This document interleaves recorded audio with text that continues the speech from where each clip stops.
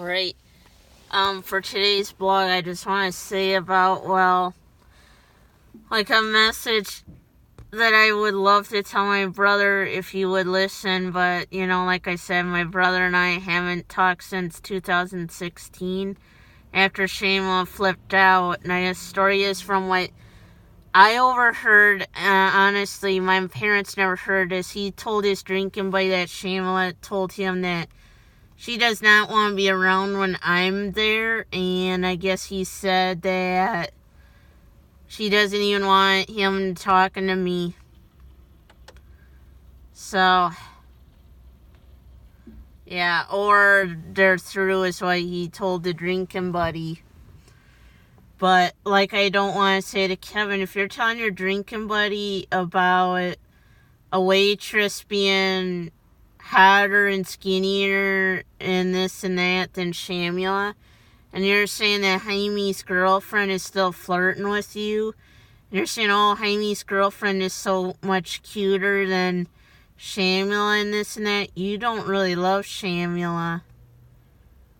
No, not when you're talking about two other women and you're comparing them to Shamula, and you're saying they're both better than Shamula. You're not ready to get married. You're not ready to settle down. Not when you're talking to your drinking buddy on the phone and complaining about Shamula, and you're calling her a bitch, a hog, and a pig on the phone to your drinking buddy, and she's not there. And no one can hear you. And you're not ready to get married, Kevin, if you're talking about dumping Shamula and that.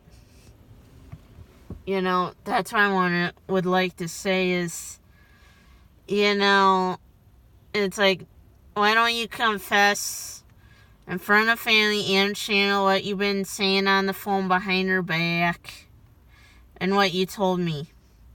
There's some parts I don't believe really happened, like Kevin told me that Shamla kicks him in the nuts and punches him in the eyes if he doesn't do whatever she wants him to.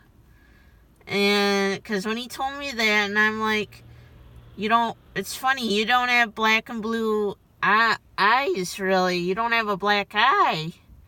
Like you're claiming she just punched you in the eye for refusing to go to a party that she wanted you to go to with her.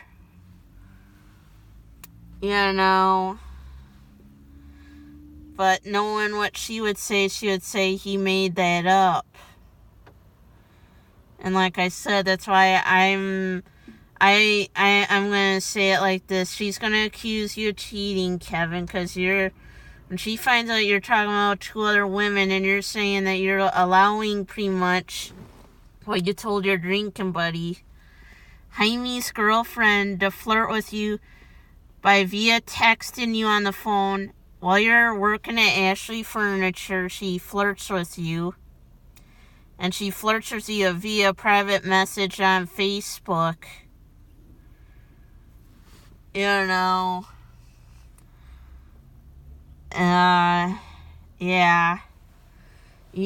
Shannon's going to accuse you of cheating on her.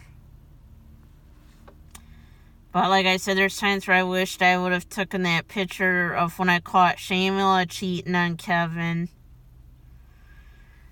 Because, like I said, when I seen her cuddling up with this other guy, and he looked younger than Kevin, actually. He had a little beard starting just like Kevin. And she looked more in love with that guy than Kevin. And she noticed me there. She was ducking her head, trying to hide her face. Like I said, what can you do? As for, yesterday, yes. Manager Dan almost had me go home, and I guess what Laura told me, and she was the head cashier, because she was the one that was going to send me home at 4 instead of 5. She said to tell the one customer service desk associate to tell me I could go home. She did tell me I could go home. But then as I was starting to take the vest off and the badge off, I did not punch out yet.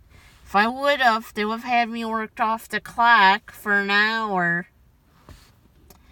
So, like I said, Nards doesn't realize that, but they almost had me worked off the clock for an hour. So, yeah, I would have had to work outside off the clock for an hour. Because he was like, oh, no, don't punch out. You can't go home yet. He all of a sudden ran looking worried. And I'm like, if I would have punched out, you would have had me worked off the clock and not been paid for an hour. So, like I said, Menards needs to change things. So if I would have punched out, they should have allowed you to go home. Especially if they were wanting Dan to go home, too. But today I worked 10 a.m. to 3:30. I'm pretty sure it's going to be busier than this later, but I'm pretty sure they won't send me home early, so. But, yeah. So, I don't know. So, and like with that one guy, it's like, I didn't want to tell him, when you chose to walk out the door and you knew I was coming, and you didn't bother telling the cashier where you were going in the parking lot and this and that, you know, you choose to risk loading that yourself. You knew I wouldn't have known where you were, and neither did the cashier. Because the cashier told me that. You just walked out the door and she didn't know where you went. Yeah. Because we were expecting that you would have stayed over by Register 9, patiently waiting. Now, if I go and I say this to some people, they would look at me mad. But yeah. If you call the cart pusher asking for a carryout to the cashier and they page for the cart pusher, it might take some time because they might have rails to put away that's in their hands or carts to put away. Because a lot of stores, they don't want you running and slipping and falling. Because that is an accident. So, it's always important that, you know, with safety reasons.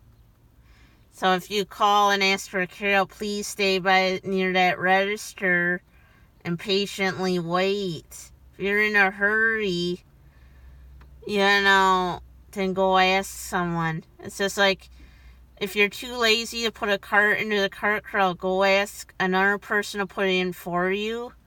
Or walk it inside the store, or try to attempt to walk to the cart corral.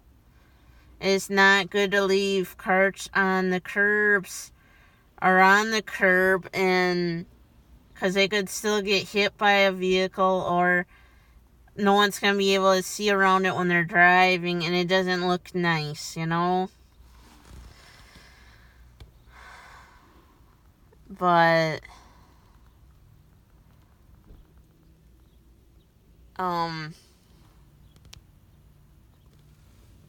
yeah. So,